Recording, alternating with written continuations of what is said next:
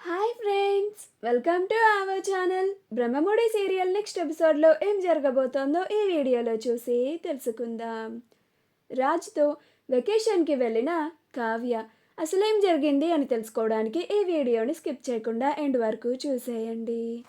రుద్రాని రాహుల్ రాగానే దుగ్గిరాల కుటుంబం అంతా ఎవరికి వాళ్ళకి పనున్నట్లుగా ఏదో ఒక పని ఉందన్నట్టు వెళ్ళిపోతారు.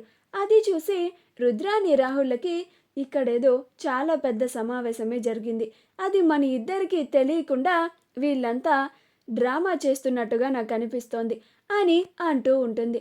అప్పుడు రాహుల్ వెళ్ళి ధాన్యలక్ష్మి అత్తయ్యని అడిగితే తెలిసిపోతుంది కదా మామ్ అని అంటాడు. అప్పుడు రుద్రాని, నువ్వే చూసావు కదా, ఇందాక మీ ధాన్యలక్ష్మి అత్తయ్యే కదా చెప్పింది, ఆ కళ్యాణ్కి కంపెనీ బాధ్యతలు అప్పగించాలనుకుంటున్నాము, నువ్వైనా చెప్పు అని నన్ను అడిగారని చెప్పింది. అది కళ్యాణ్కి ఇష్టం లేకుండా నేను చెప్పలేను అని అన్నాను అని, ఈ విషయాన్నే ఆ రుద్రాని రాహుల్కి తెలియకుండా ఉంచమని అనుకుంటున్నాము అని చెప్పింది. ఇక వెళ్ళి ఆ ధాన్యలక్ష్మిని అడిగినా కానీ ఉపయోగం ఉండదు. ఆ ధాన్యలక్ష్మి మనకి అసలు నిజం చెప్పదు. వీళ్ళంతా కలిసి ఆ ధాన్యలక్ష్మి చేత కూడా నోరు మూయించేశారు. మనం ఎంత ప్రయత్నించినా కానీ ఈ ఇంట్లో ఏ ఒక్కరూ కూడా ఆ విషయాన్ని చెప్పరు. మనమే తెలుసుకోవాలి. వీళ్ళంతా ఒక్కటయ్యి మన ఇద్దరిని వేరు చేస్తారా? ఈ రుద్రానితోనే పెట్టుకుంటారా? వాళ్ళు చెప్పలేకపోతే ఈ రుద్రాని తెలుసుకోలేదు అని అనుకుంటున్నారా? ఈ రుద్రాని అంటే ఏంటో ఆ విషయాన్ని తెలుసుకొని వాళ్ళ ముందు బయట పెట్టి వాళ్ళకొక అద్దిరిపోయే షాక్ ఇస్తాను అని అంటుంది. అప్పుడు రాహుల్, అవును మమ్మీ, మనకి తెలియకుండా వాళ్ళు ఏదో చెయ్యాలనుకుంటున్నారు, అది మనం తెలుసుకొని వాళ్ళకి ఒక మంచి షాక్ ఇవ్వాలి అని అంటాడు. అప్పుడు రుద్రాని, అందుకు నువ్వు ఆ కావ్య ఎక్కడికి వెళ్తుంది, ఏం చేస్తుంది, ఈ ఇంట్లో వాళ్ళు ఏం చేస్తున్నారు, అందరి మీద ఒక కన్నేసి ఉంచాలి.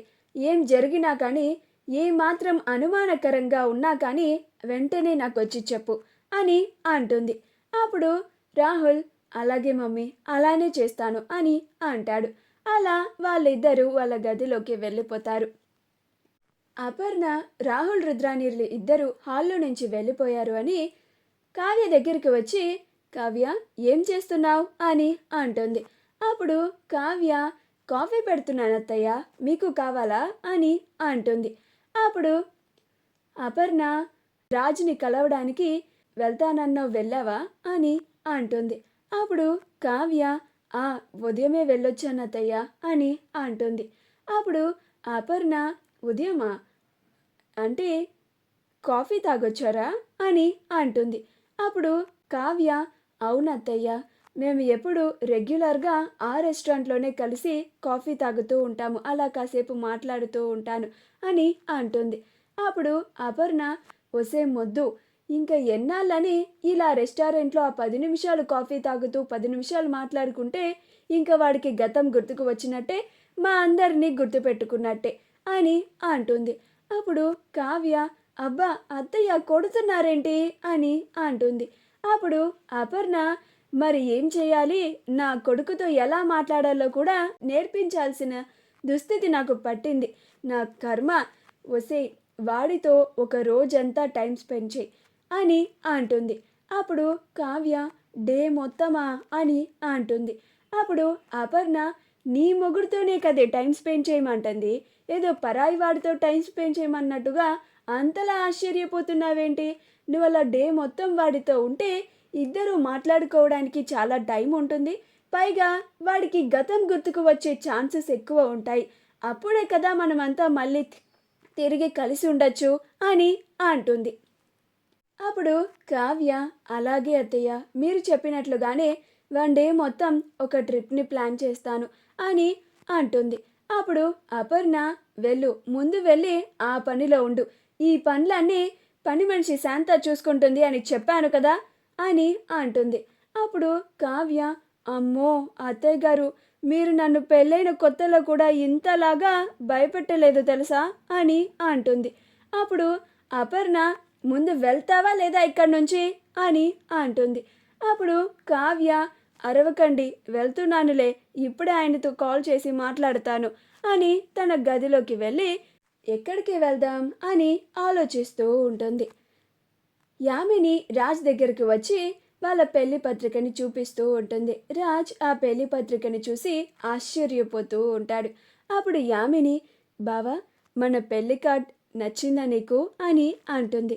అప్పుడు రాజ్, నాకు అసలు ఈ పెళ్ళే ఇష్టం లేదు అని తన మనసులో అనుకొని, ఆ బాగుంది యామిని అని ఆ కార్డ్ని యామిని చేతిలో పెట్టి వెళ్ళిపోవాలని చూస్తూ ఉంటాడు.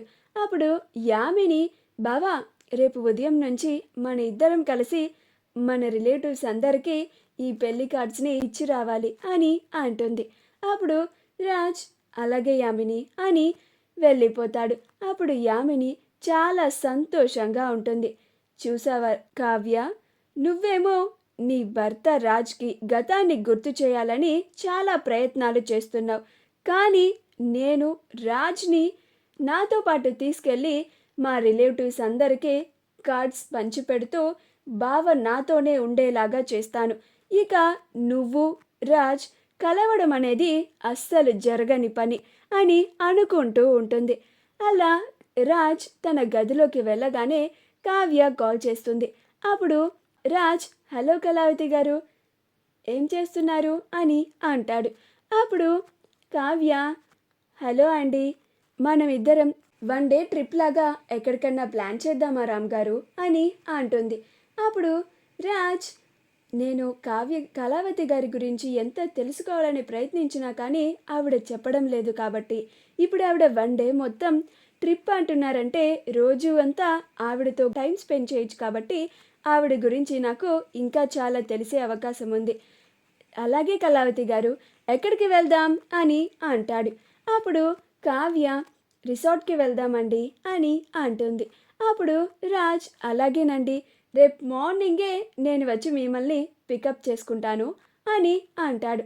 అప్పుడు కావ్య, అమ్మో, ఆ రుద్రాని రాహుల్ ఇద్దరు ఎక్కడ రాజ్ని చూసేస్తారు అని, వద్దండి, నేనే మీకు ఒక ప్లేస్ చెప్తాను, ఇద్దరం అక్కడ కలిసి అక్కడి నుంచి కలిసి వెళ్దాం అని అంటుంది. అప్పుడు రాజ్, అలాగే కళావతి గారు, గుడ్ నైట్ అని కాల్ని కట్ చేస్తాడు. అప్పుడు కావ్య రేపు ఉదయం రాజ్తో బయటకు వెళ్ళబోతోంది అని చాలా సంతోషంగా ఉంటుంది. అలా తన లగేజ్ అంతా ప్యాక్ చేసుకొని నిద్రపోతుంది. మరుసటి రోజు కావ్య ఆ లగేజ్ని తీసుకొని వస్తూ ఉంటుంది.